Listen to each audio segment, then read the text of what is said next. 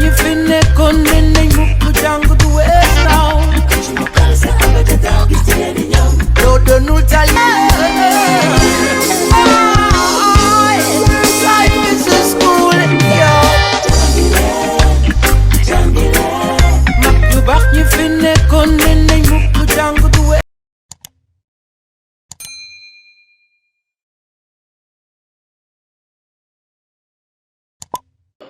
On passe maintenant à la partie 2 de l'exercice, petit 2.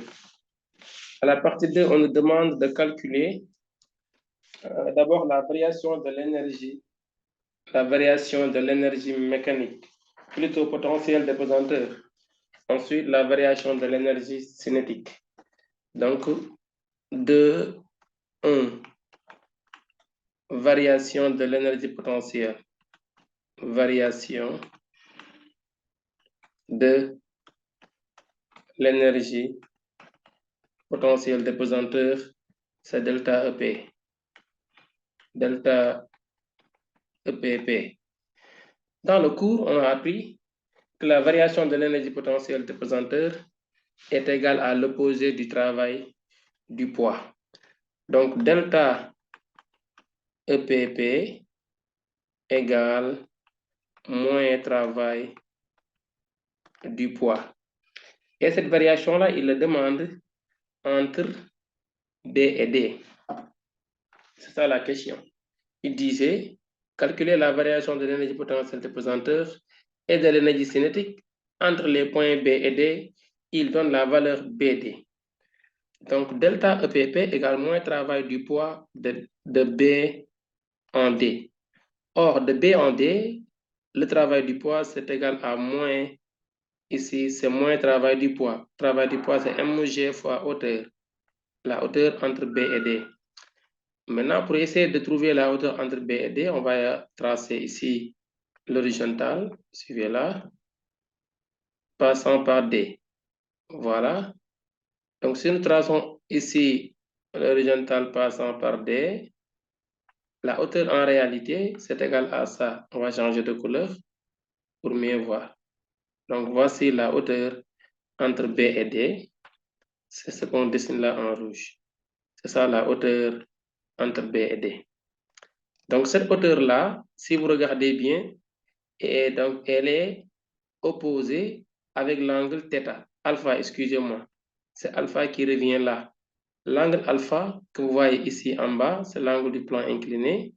Et notre angle qui est ici en haut, les deux angles coloriés en rouge, sont des angles correspondants. Pourquoi? Parce que les deux droites là sont parallèles. Elles sont coupées par la séquente qui est le plan incliné. Les angles du même côté, n'est-ce pas, sont correspondants.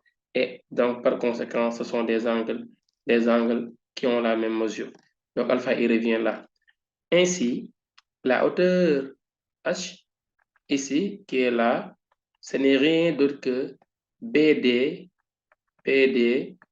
multiplié par sinus de l'angle alpha.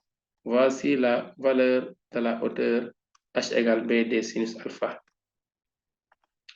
Alors, je remplace dans la formule la hauteur par sa valeur. Donc ici, finalement, la variation de l'énergie potentielle des pesanteurs, c'est égal à moins mg multiplié par BD sinus alpha. Moins mg fois BD sinus alpha.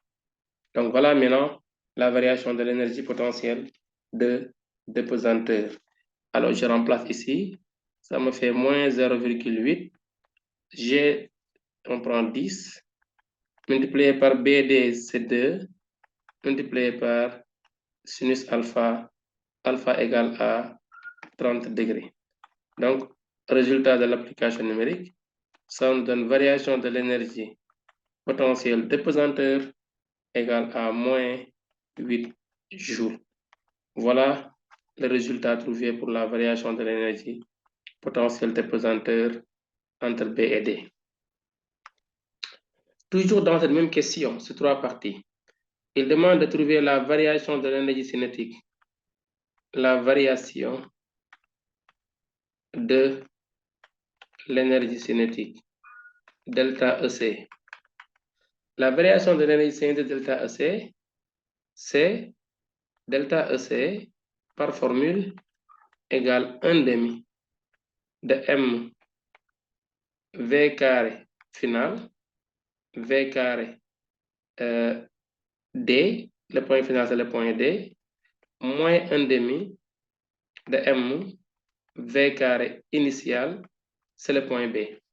Dans tous les cas, on a la vitesse. On a la vitesse en B, on a la vitesse en D. Donc, on fait que appliquer numériquement. Donc, ça nous fait ici égal à 1/2, la masse 0,8, la vitesse en D, c'est 5 mètres par seconde au carré, moins 1/2, 0,5, fois la masse 0,8, fois la vitesse qui est 4,1, le tout au carré. Donc, après calcul, on trouve 3,28 joules. 3,28 joules. Voilà la variation de l'énergie cinétique delta EC.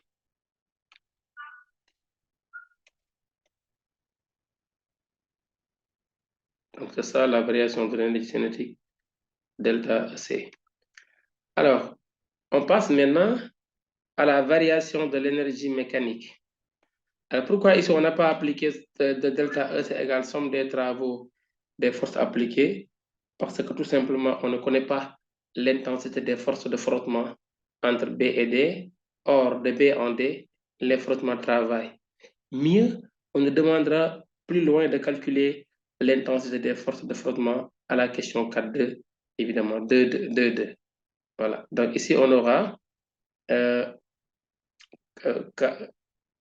la variation de l'énergie mécanique. C'est l'autre question. La variation de l'énergie mécanique, delta EM. Donc, énergie mécanique, c'est égal à énergie cinétique plus énergie potentielle de pesanteur. Parce que la partie élastique, c'est nul dans ce... De A en D, on n'a pas encore l'énergie élastique. Ainsi, delta de l'énergie mécanique égale delta EC plus delta EP. C'est la somme des variations des deux qui donne la variation de l'énergie cinétique et mécanique. Delta EC 3,28. Delta EP moins 8. Donc la somme nous donne ici moins 4,72. Voilà la variation de l'énergie mécanique, delta EM. Donc delta EM ici égale à moins 4,72. La question qui suit immédiatement après ça, c'est si le système est conservatif ou pas. C'est la question 2.2. Est-ce que le système est conservatif? Non, parce que la variation de l'énergie mécanique n'est pas nulle. La valeur, elle est là devant nous. Donc, 2.2, le système n'est pas conservatif. La réponse est non. Le système n'est pas conservatif. Car delta EM, pourquoi? Car delta EM différent de 0. Maintenant, il dit si non, évidemment c'est non. Il demande donc de calculer l'intensité des forces de frottement. Si le système n'est pas conservatif, il demande de calculer l'intensité des forces de frottement. Donc ici, 2.2, 2.3, l'intensité des forces de frottement.